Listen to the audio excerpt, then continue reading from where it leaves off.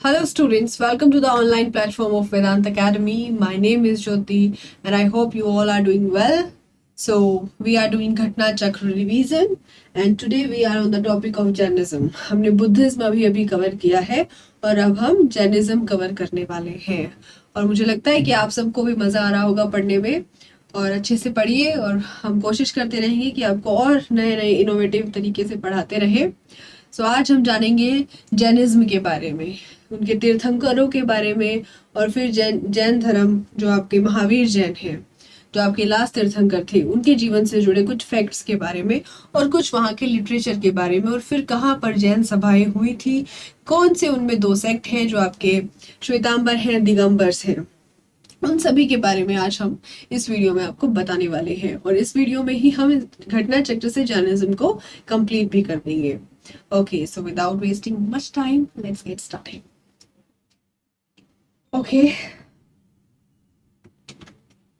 Jainism, Jainism का जो word है जैनिज्म, वो कहाँ से डिराइव हुआ है, कहाँ से उसका जो है डेरिवेशन हुआ है और उसका क्या मतलब है, उसका जो लिटरल मतलब है वो क्या है।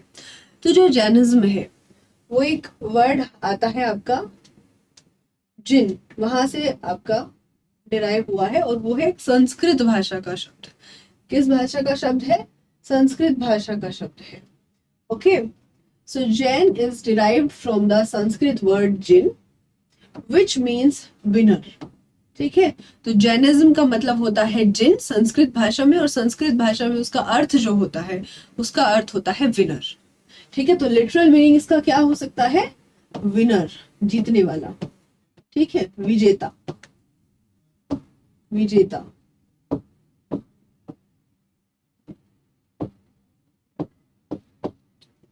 Founders of Jainism are called Tirthankars, और जो जिन्होंने जैनिज्म में जितने भी लोगों ने अपना कंट्रीब्यूशन किया और जो उनके तीर्थंकर्स हुए, मतलब जो जिन्होंने प्रोपोगेट किया एक बड़े लेवल पर, जिन्होंने फाउंडेड किया जैन धर्म को, उनको बोला जाता है tirthankaras.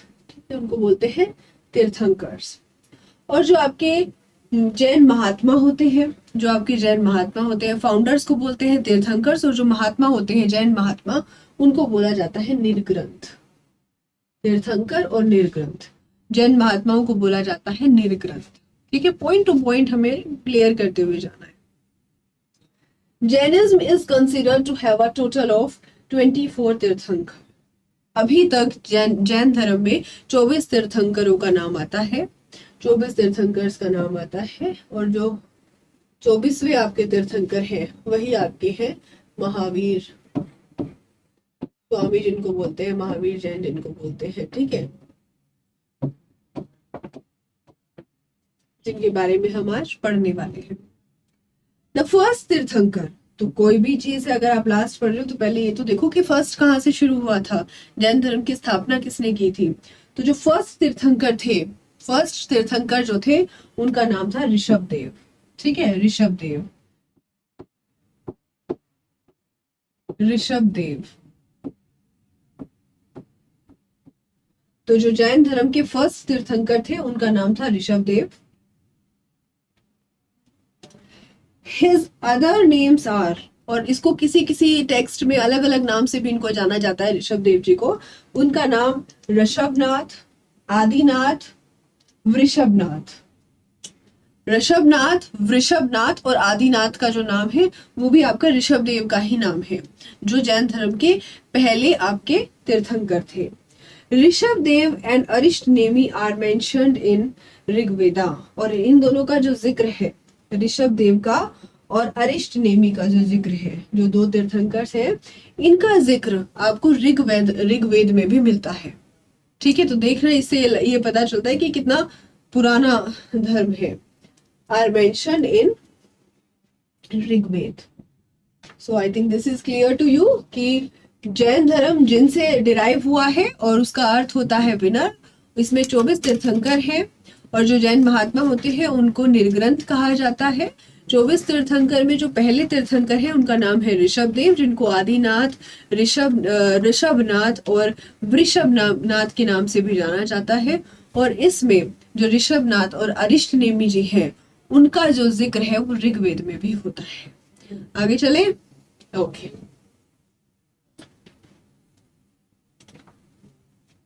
Screenshot, screenshot timing is must. अब हम बात कर लेते हैं कि आपके जो तीर्थंकर्स हैं, जो कुछ इंपॉर्टेंट तीर्थंकर्स हैं, तो उनका जो उनको एक सिंबल दे दिया है कि उनको उस सिंबल से उनको जाना जाता है, उनको एक सिंबलाइज कर दिया है कि ये इनका सिंबल था, ये इनका सिंबल था, ये इनका सिंबल था। ठीक है, तो अब कुछ इंपॉर्टेंट के आपके नाम दिए हुए हैं, देख लेते हैं कौन कौन है।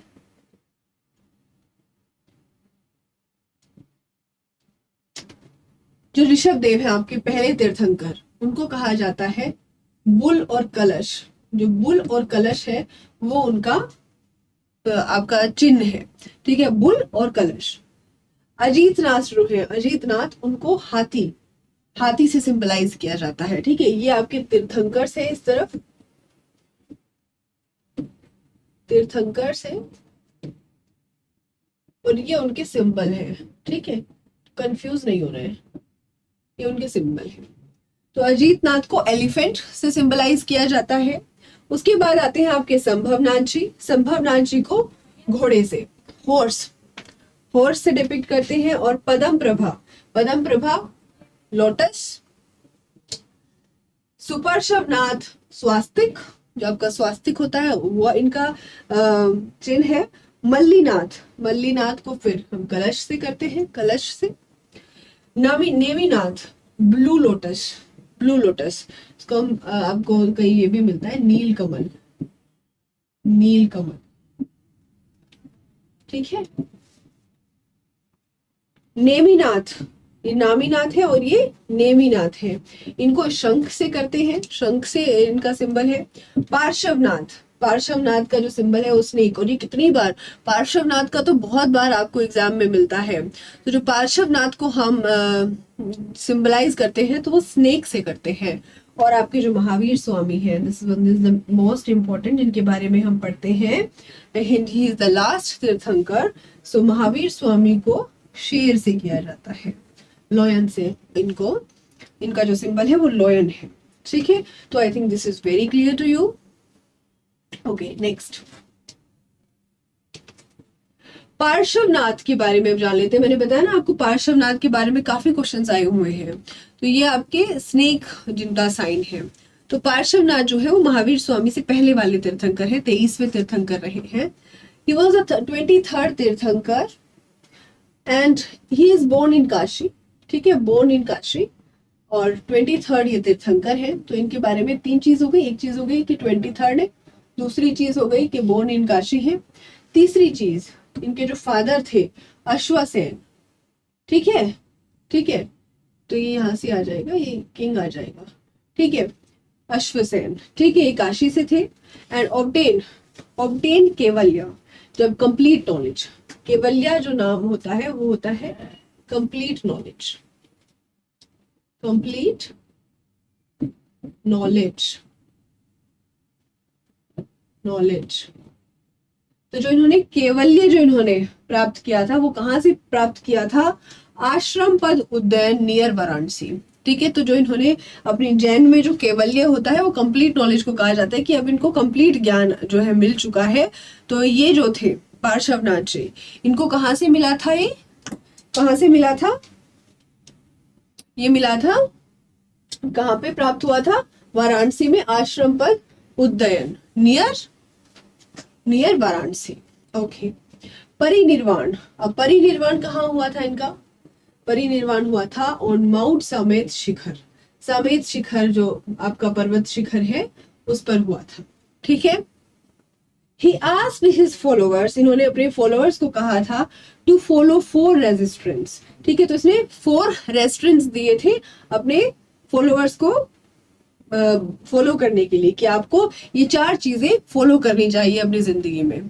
ठीक है, तो वो क्या क्या थे? इसमें फिर किसने एक और जोड़ा, क्योंकि अब 5 बोले जाते हैं ना, तो फिर वो महावीर स्वामी जी ने जोड़ा था। तो ये 4 क्या क्या थे? अहिंसा, नॉन वायलेंस, कि आपको लड़ाई झगड़ा नहीं करना है। अपरिग्रह, अपरिग्रह, फॉर गोइंग पोजेशन। ठीक है, उसके बाद आपका आ जाता है अस्तेय, नॉन स्टीलिंग, फिर आता है आपका सत्य, फिर आता है आपका सत्य, आपको सच बोलना है, ठीक है। तो अहिंसा, नॉन वायलेंस, और आपका जो झूठ नहीं बोलना है, सच बोलना है, नॉन वायलेंस करना है, और ग्रीडीनेस नहीं रखनी है, लालच नहीं रखना है। तो ये होता है, अपरिग्रह होता है, नॉन आपका जो ग्रीडीनेस आप में नहीं होना चाहिए, ठीक है। तो ये था आपका पार्श्वनाथ जी से रिलेटेड। हम अभी पार्श्वनाथ जी की बात करें, आपको महावीर स्वामी में कंफ्यूज नहीं होना है, अभी हम 23rd तीर्थंकर की बात कर रहे हैं, ठीक है। So this was about the Parshvanath. अब हम बात करते हैं महावीर स्वामी जी के बारे में।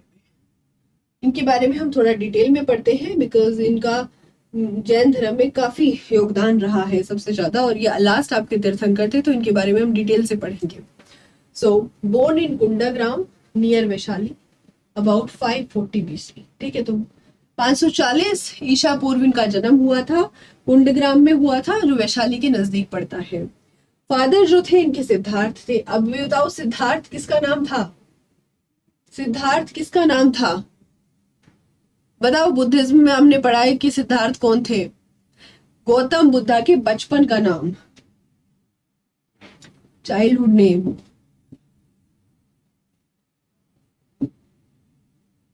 इसीलिए मैंने बोला भी था आपको कि बुद्धिज्म और जैनिज्म में बहुत सारे नाम आपको कॉमन मिलेंगे, ठीक है। तो इनके फादर का नाम सिद्धार्थ था, जो आपके गायत्री क्षत्रिय संघ से जुड़े थे, ठीक है। मदर का नाम त्रिशला था, जो चेतक की सिस्टर थी, जो हेड थे लिच्छवी रिपब्लिक, ठीक है। जो आपका लिच्छवी रिपब्लिक था उसकी हेड थी चेतक, और उनकी जो बहन थी उनके बेटे थे महावीर स्वामी, देखिए। वाइफ इनकी जो शादी हुई थी वो यशोदा जी से हुई थी, और वो डॉटर थी कुंडिन्या गोत्र की, ठीक है। जो कौंडिल्य गोत्र था उसकी इनकी वाइफ थी। एंड इनकी जो डॉटर थी, जिसका नाम प्रियदर्शना भी बोला जाता है, और कहीं कहीं अनोजा भी बोला जाता है, ठीक है। तो डॉटर का नाम था अनोजा और प्रियदर्शना। इन्होंने कंप्लीट नॉलेज अपनी जो इन्होंने अटेंड किया, केवल्य जब इन्होंने अटेंड किया, तो वो कहाँ पर अटेंड किया?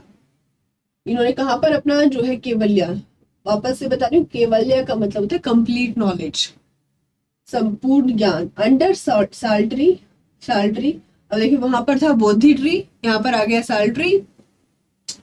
On the bank of Rijupalika river, वहां कौन सी रिवर हमने पढ़ी थी? कहीं हमने पढ़ी थी निरंजना रिवर, तो कंफ्यूज नहीं होना है। यहाँ पर Rijupalika river near Drumbik village. After this he was called, और ये केवल्य प्राप्त करने के बाद इनको केवलिन के नाम से जाना गया, अरहत के नाम से जाना गया, मतलब योग्य। जिन, जैन मतलब विनर। निर्ग्रंथ कौन होते थे? जो बंधन रहित महात्मा होते थे जैन से जुड़े हुए। तो ये देखो यहाँ से आपको 1 2 3 4 नाम आपको पता चल गए कि इनको इन चारों नाम से भी जाना गया। He denied the unmanliness of Vedas.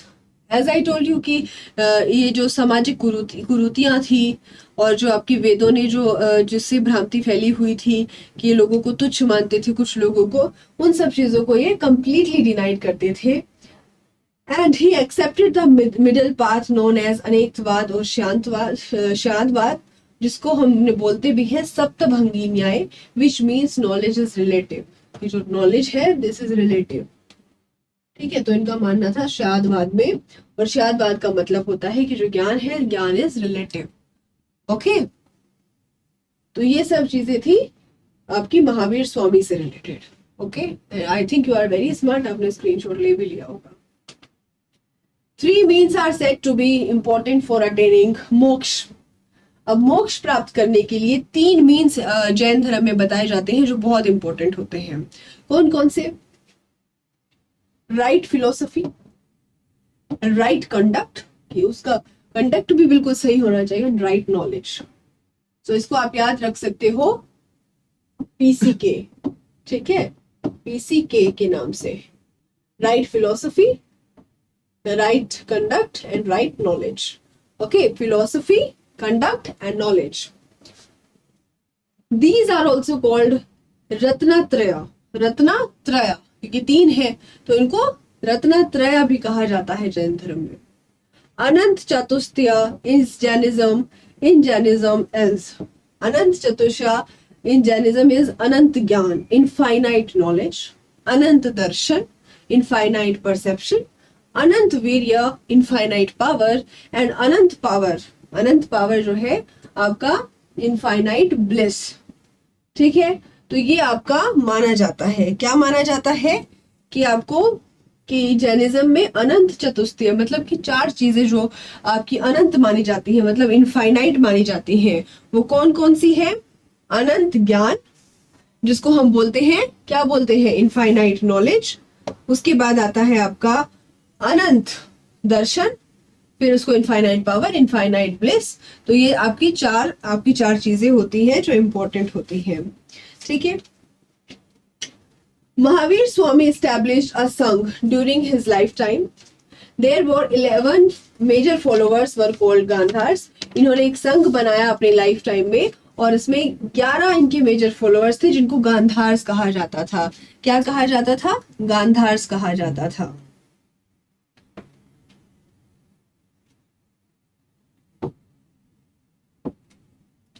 ये अनंत पावर नहीं है, इसको कर लीजिए, ये इनफाइनाइट पावर है, इसको कहा जाता था इनफाइनाइट ब्लिस, मतलब अनंत आनंद, अनंत आनंद। इतना भी आप कर लो, कहीं ना कहीं मिस्टेक मिलेगी ही मिलेगी। शुक्र है मुझे इसी में पता चल गया।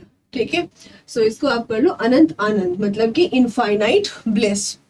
Okay, think this is not. After that, उसके बाद 11 मेजर फॉलोअर्स थे जिनको गांधार्स कहा जाता है।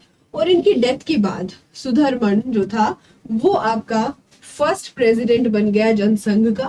जो जनसंघ था वहां पर उसका फर्स्ट प्रेसिडेंट बन गया सुधर्मन। और सुधर्मन के बाद जम्बू बन गया। Jambu was the president for 44 years. ठीक है, तो ये भी एक क्वेश्चन यहाँ से आ सकता है कि महावीर के बाद जो है टेक ओवर किया, बट उनको तीर्थंकर का दर्जा नहीं दिया गया। उसके बाद बनते हैं आपके सुधर्मन, और सुधर्मन के बाद आपके बनते हैं जम्बू। ओके, तो ये आपके 3 नाम हैं।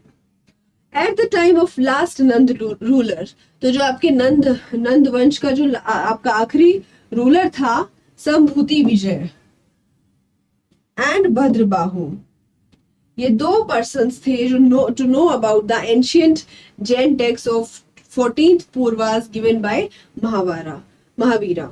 ठीक है, तो Sambhuti Vijay and Bhadrabahu were the last person to know about the Jain text. ठीक है, और किसके टाइम पीरियड में?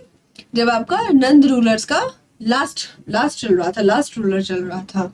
तो यहाँ पर इन दोनों ने फिर इन सब चीजों के बारे में काम किया, जो एंशियंट जैन टेक्स्ट थे आपके, जो महावीरा के द्वारा दिए गए थे। जैन लिटरेचर इज कॉल्ड आगम, इनको आगम कहा जाता है, जिसको हम प्रिंसिपल बोलते हैं। क्या बोलते हैं? प्रिंसिपल बोलते हैं। इट कंसिस्ट ऑफ, अब जैन लिटरेचर आगम आ गई, इसमें आपके 12 अंगाज है, 12 उपंगाज है, 10 परिक्रमा है, 6 शेद सूत्रा है, 4 मूल सूत्रा है और 2 चुलिक सूत्रा है। ठीक है, तो क्या क्या इंपॉर्टेंट है आपके? अंगाज, उपंगाज, परिक्रमाज, शेद सूत्राज, मूल सूत्राज, चुलिक सूत्राज। ठीक है, उसके बाद खारवेल और जो छेदी के रूलर्स थे, ruler of Kalinga was the great pattern of Jain religion. अब जो कलिंग के खारवेल और छेदी रूलर थे वो जैन धर्म के बड़े पक्के आपके हो गए थे। तो क्या हुआ? ग्रेट पैटर्न थे। ही बिल्ट विहार, और उन्होंने अब जो राजा जिस धर्म को फॉलो करता था, जो भी राजा जिस भी धर्म को फॉलो करता तो उसी के लिए कुछ ना कुछ बनवाता था। जैसे बुद्धिस्ट के लिए बनवाए जाते थे, कभी अशोका ने बनवा दिया, कभी आपका अजात शत्रु ने बनवा दिया। ठीक है, तो ऐसे ही चलता था। तो इन्होंने जैन धर्म के लिए विहार बनाने शुरू कर दिए। By cutting down the hills of Udayagiri and Khandagiri और उदयगिरी की जो है, इन्होंने भुवनेश्वर के पास इन दोनों हिल्स को कटवाकर जैन मोंक्स के लिए रेजिडेंस, उनके लिए रहने का स्थान बनाना शुरू कर दिया। दिलवारा जैन टेम्पल बहुत फेमस है, बहुत बार आता है कि दिलवारा जैन टेम्पल कहाँ पर स्थित है? माउंट आबू। ठीक है, माउंट आबू में स्थित है, Rajasthan. Is made up of marbles का बना हुआ है। देखिए, आर्ट एंड आर्किटेक्चर में इंपॉर्टेंट हो जाता है। जो आपका आर्ट एंड कल्चर पढ़ते हो ना, तब इम्पोर्टेंट हो जाता है कि कौन सा टेम्पल आपका कहाँ पर स्थित है और उसमें कौन सा पत्थर लगा हुआ है या वो किस शैली से बना हुआ है, उसमें कौन सा मेथड लगा हुआ है और किसने वो बनवाया था। It was built by Samanta Vimalasha of Chalukya, Solanki ruler Bhimdev one of Gujarat. आप देख लीजिए, माउंट आबू में है, जैन दिलवारा जैन टेम्पल है, वाइट मार्बल्स का बना हुआ है। चालुक्य जो रूलर है भीमदेव वन, भीमदेव प्रथम, उन्होंने बनवाया है और ये कहाँ के रूलर थे? गुजरात के। महामस्तक अभिषेक, महामस्तक अभिषेक क्या है? इज एन इम्पोर्टेंट फेस्टिवल, एक बहुत इंपॉर्टेंट फेस्टिवल है जैनिज्म का, विच इज हेल्ड एट श्रवण बेलगोला इन कर्नाटका। ये जगह है श्रवण बेलगोला इन कर्नाटका। एवरी 12 ईयर्स, जैसे कुंभ का मेला होता है ना हर 12 साल बाद, तो इस तरह से महामस्तक अभिषेक जैन धर्म के लोगों का एक बहुत बड़ा फेस्टिवल होता है जो श्रवण बेलगोला कर्नाटका में हर 12 साल बाद होता रहता है। ठीक है,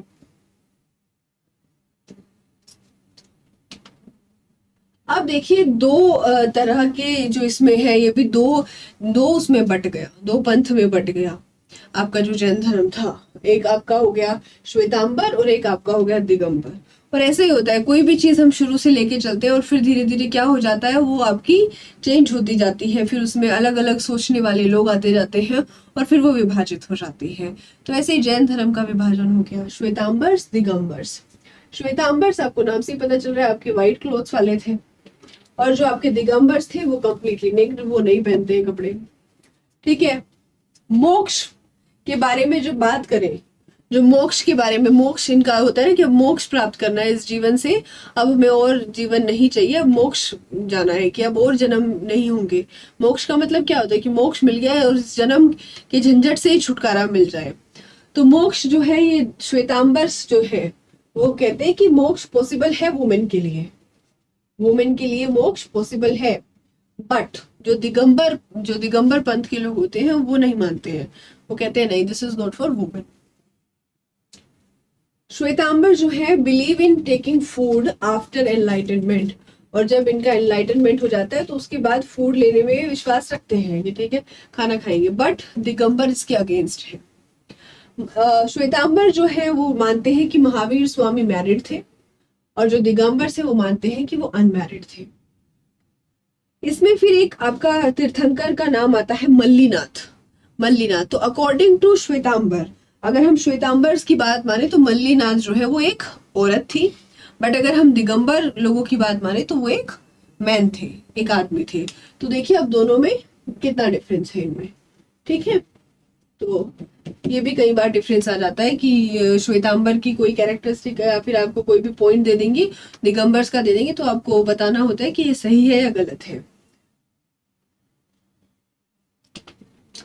अब आते हैं जैन टेक्स्ट और उनके कंपोजर। काफी सारे जैन टेक्स्ट हुए हैं, उसमें से कुछ इंपॉर्टेंट और जो उनके कंपोजर है उनका नाम यहाँ पर दिया हुआ है।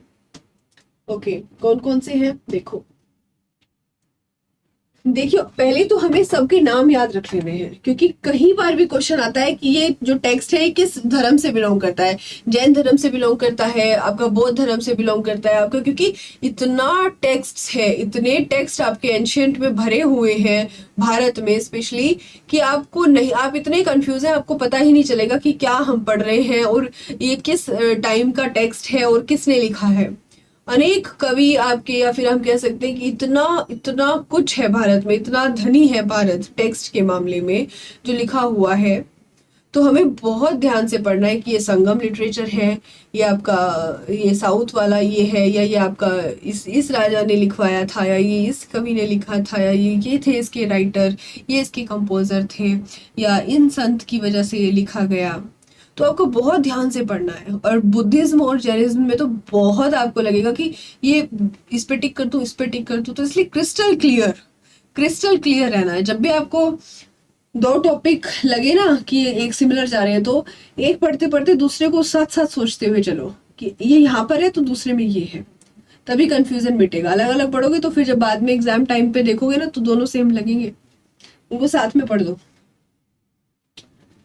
कल्प सूत्रा, परिशिष्टित पर्वन, स्वादवाद मंजरी, द्रव्य संग्रह, तत्व्रत सूत्रा, न्याय अवतार, न्याय दीपिका, श्लोक वर्तिक, पंचविशतका एंड प्रवचन सार। ये आपके जैन टेक्स्ट हैं। अब इनके कंपोजर देख लेते हैं। तो जो कल्प सूत्रा, इसका क्वेश्चन काफी काफी बार आया हुआ है। कल्प सूत्रा के जो कंपोजर है वो है भद्रबाहु। परिशिष्टित पर्वन हेमचंद्र। श्यादवाद मंजरी मल्लीसेन। द्रव्य संग्रह नेमी चंद्रा। जो द्रव्य संग्रह आपका है वो है नेमी चंद्र। तत्व्रत सूत्रा, आपका जो तत्व्रत सूत्रा है वो है उमा स्वामी के द्वारा लिखा गया है, कंपोज किया गया है। न्याय अवतार सिद्ध सेन दिवाकर। न्याय दीपिका, अभी इसमें भी कंफ्यूज नहीं होना है कि न्याय अवतार है ये न्याय दीपिका है, तो अलग अलग पढ़ना है, ठीक है। तो न्याय अवतार सिद्ध सेन दिवाकर, और जो दीपिका है न्याय दीपिका वो है धर्मभूषण। श्लोक वर्तिक किसके द्वारा है? विद्यानंद स्वामी। एक बारी में याद नहीं होंगे आपको, धीरे धीरे याद होंगे, बट उसको अच्छे से आपको कंटिन्यूअस वे में पढ़ना है। फिर आता है आपका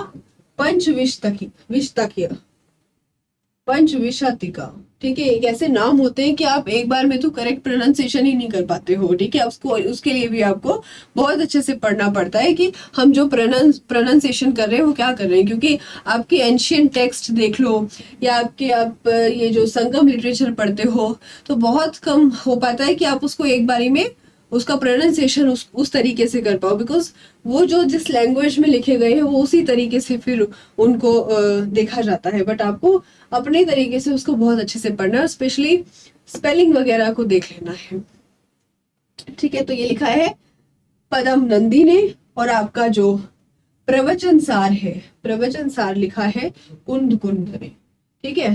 तो ये आपको जब भी आप 4-5 बार इस चीज को पढ़ोगे तो तभी आपको याद हो जाएंगे, लेकिन पढ़ना पड़ेगा। बिना पढ़े आप सोच लो कि ऐसे ही आके याद हो जाएगा, आप आंख बंद करोगे और भगवान का नाम लोगे तो भगवान जी भी कुछ नहीं करेंगे, पढ़ना आप ही को पड़ेगा। All right. Mahavir Swami attend nirvana at the age of 72 years in 527 BC in Pavapuri near Rajgarh, ठीक है। तो जो उन्होंने जब उनकी मृत्यु हुई उसको बोलते हैं कि अटेंड किया उन्होंने nirvana at the age of 72, जब 72 इयर्स के थे 527 BC में पावापुरी, और ये जगह पड़ती है राजगृह में। Prabhas Giri is a Jain pilgrimage site, ये आपकी वहां की तीर्थ स्थल साइट है, Jain pilgrimage site located in Kaushambi, ठीक है। और नाम क्या है? प्रभास गिरी,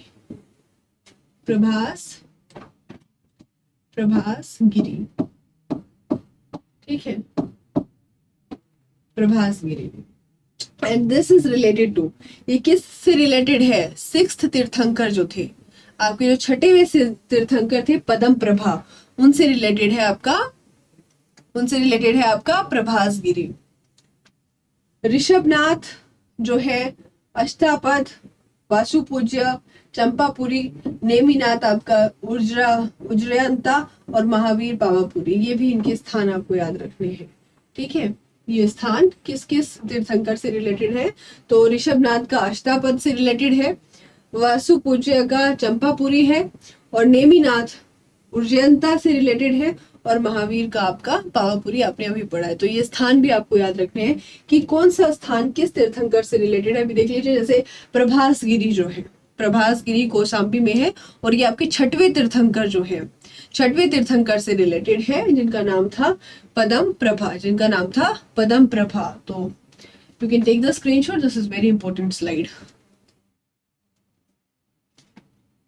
All right. In Jain philosophy, there are 5 vows, 5 व्रत होते हैं। कौन कौन से होते हैं? आपने 4 तो अभी भी पढ़े थे पहले भी, तो इसमें एक और ऐड हो गया है, ठीक है, एक और ऐड हो गया है, बाकी 4 वही हैं सेम। आपके आपको अहिंसा रखनी है, बिल्कुल गांधीवादी बनकर रहना है आपको झगड़ा नहीं करना है, ठीक है। सत्य, सच बोलना है। ब्रह्मचर्य, ब्रह्मचर्य का पालन करना है, असत्य, झूठ नहीं बोलना है, अपरिग्रह, लालच नहीं आप में होना चाहिए। तो ये 5 व्रत जो है जो जैन फिलोसफी में बोले जाते हैं। ठीक है, उसके बाद आता है आपका स्थान कवस्की सेक्ट, आपका यपानिया सेक्ट। ये किससे बिलोंग करता है? जैनिज्म से। तो ये सेक्ट भी आपको याद रखने हैं।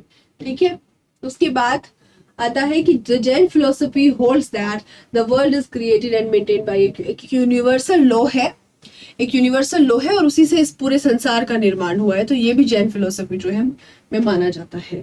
ठीक है, लैंग्वेज जो है, जो लैंग्वेज आपकी यूज की गई है जैन टेक्स्ट में, तो सबसे पहले वो यूज की गई है अर्धमगधी, प्राकृत, और फिर संस्कृत वगैरह में भी इसको बोला जाने लगा, लेकिन इनकी जो लैंग्वेज होती थी वो अर्धमगधी प्राकृत लैंग्वेज होती थी।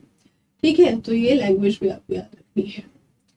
स्थूल Bhadra was the first founder of Shvetambar.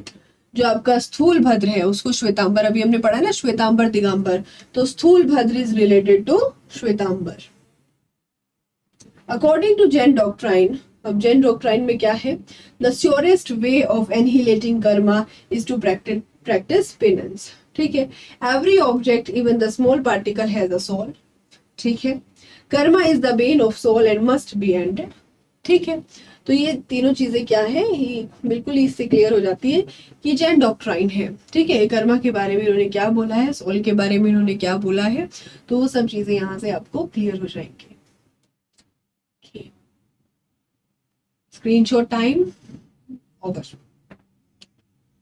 अब आता है आपका समाधि मरण, तलेखाना, संन्यासन मरण इज द लास्ट वो prescribed by Jain ethical code of conduct. तो ये तीनों जो है आपके लास्ट व्रत जो है माने जाते हैं। आजीविका जो सेक्ट था वो गौशाला के द्वारा चलाया गया था, और ये अर्ली टाइम पर महावीर के ही शिष्य थे जिन्होंने आजीविका सेक्ट चलाया था, Goshala. This sect rendered that fate assigns everything, कि जो आपका भाग्य है वही असाइन करता है। Human is incapable. ठीक है, ह्यूमन जो है वो इनकैपेबल है, आपका जो भाग्य है वही आपको सब कुछ प्रदान करता है। They believe in abiding nature of destiny, कि ठीक है डेस्टिनी है वही जो भी है। दे यूज द केव्स ऑफ बराबर एज देयर शेल्टर हाउस, और उन्होंने बराबर की जो आपकी गुफाएं थी उनको अपने शेल्टर हाउस के लिए यूज किया। और जो ये बारबर हिल केव्स है ये 4 नंबर में है, मतलब 4 टोटल 4 है ये। और inscription of Ashoka are found on the walls of 3 caves. ये आपकी जो बराबर केव्स आ गई ना 4 नंबर में है, मतलब ये 4 है टोटल, और इन 4 में से 3 पर जो है अशोका, जो आपके अशोका है उनका इंस्क्रिप्शन मिलता है। ठीक है, तो पहले राजाओं को शौक होता था ये अपने शिलालेख और अपने इंस्क्रिप्शंस वगैरह करवाने का, गुफाओं पर, पहाड़ों पर, या कुछ भी स्तंभ बनवा दिया। ठीक है, अशोका का तो नाम आपको बहुत मिलेगा। ठीक है, बहुत ज्यादा मतलब इन्होंने इस चीज पर काम किया है। जब हम इनको पढ़ेंगे अशोका को, तो एक पूरा कंप्लीट लेक्चर ही इस पर होगा। उसके बाद आता है आपका ये बहुत बार आया आपका, और ये तो आपको नाम, आपने मूवी भी देखी है, गोमतेश्वर बाहुबली। गोमतेश्वर बाहुबली एट श्रवण बेलगोला। तो ये आपका जो बाहुबली वाला जो स्टैचू है गोमतेश्वर बाहुबली, ये आपका वन ऑफ द मोस्ट तीर्थ जो है जैनिज्म का माना जाता है, श्रवण बेलगोला वहां पर स्थित है। किसका आपका स्टैचू है ये? किसका स्टैचू है? गोमतेश्वर बाहुबली का। ठीक है, उसके बाद देख लेते हैं कहाँ कहाँ पर जैन सभा हुई थी। तो फर्स्ट जैन सभा वाज हेल्ड इन पाटलिपुत्र। जो आपकी पहली जैन सभा हुई थी वो पाटलिपुत्र में हुई थी। कब हुई थी? 4th सेंचुरी में हुई थी। 4th सेंचुरी में हुई थी इन 310 BC, 310 BC में आपकी फर्स्ट जैन सभा हुई थी। और इसको आपका प्रेसिडेंट कौन थे इसमें? आपके स्थूल भद्र थे, जिन्होंने श्वेतांबर सेक्ट जो है बनाया था। तो स्थूल भद्र थे, 4th सेंचुरी में हुई थी, 310 BC। ठीक है, 4th सेंचुरी BC। इस मीटिंग में 12 अंग को कंपाइल किया गया था। जो आपके जैन टेक्स्ट रिलेटेड 12 अंग, 12 उपंग हम पढ़ रहे थे अभी, तो उसमें से जो 12 अंगास थे वो इसी में कंपाइल किए गए थे। और यहाँ पर श्वेतांबर अगम, जो श्वेतांबर अगम थे उनको भी एडिट किया गया था। उसके बाद सेकेंड जैन सभा कब होती है? सेकेंड जैन सभा होती है 512 एडी में, वल्लभी में, जो गुजरात में है, और इसको देवर्धिगम और इसको क्षमा सरमन ने आपका प्रेसिडेंट जो थे वो आपके यही थे, ठीक है, देवर्धिगम भी हम उनको बोलते हैं। तो आपकी फर्स्ट जैन सभा कब हुई है? आपकी 4th सेंचुरी में, बीसी में, 310 बीसी। कहाँ पे हुई है? पाटलिपुत्र, पाटलिपुत्र। और आपकी जो सेकंड हुई है, सेकंड आपकी हुई है 512 एडी, और ये कहां पर हुई है? आपकी Vallabhi, Vallabhi. I think this is very clear to you now. Okay, तो आपको याद रखनी है। मैंने आपको लास्ट में जब बुद्धिज्म हम पढ़ रहे थे तब भी आपको यही बताया था कि बुद्धिस्ट काउंसिल कहाँ कहाँ पर हुई थी। ऐसे ही आपको जैन सभा जो 2 है ये भी आपको याद रखनी है कि कहाँ पर हुई थी और कब हुई थी। Okay, I think now this is very clear to you. Okay, so this finishes your Jainism from the घटना चक्र, and I hope कि आपको ये इंटरेक्टिव जो हम जिस तरीके से हम पढ़ रहे हैं, इंटरेक्टिव डिस्कशन जो हम कर रहे हैं, आपको पसंद आया होगा और आपने थोड़ा बहुत समझा भी होगा, बिकॉज समझना बहुत जरूरी है। और इसमें कोई आपको ये नहीं सोचना है, आप अपने तरीके से समझो, लेकिन आपको आना चाहिए। आपको फैक्ट अच्छे मिल रहे हैं, बिल्कुल सही मिल रहे हैं, इसकी गारंटी हम करते हैं, लेकिन समझना आपको अपने तरीके से पड़ेगा। क्योंकि जब आप अपने तरीके से किसी चीज को समझोगे ना तो वो लॉन्ग लास्टिंग होता है, उसको आप बिल्कुल नहीं भूलोगे। तो आपको बहुत अच्छे से समझना है, बहुत अच्छे से पढ़ना है। हमारे साथ साथ आप चलते रहिए, पढ़ते रहिए, कोई दिक्कत नहीं आएगी, सब कुछ कवर कराया जाएगा। और भी बहुत सारी सीरीज वेदांत एकेडमी के थ्रू चली हुई है, उनको आप देखते रहिए। आपको बेहद एक्सपीरियंस टीचर्स वहां पर पढ़ा रहे हैं, उनको भी जरूर देखिएगा। Thank you, have a nice day.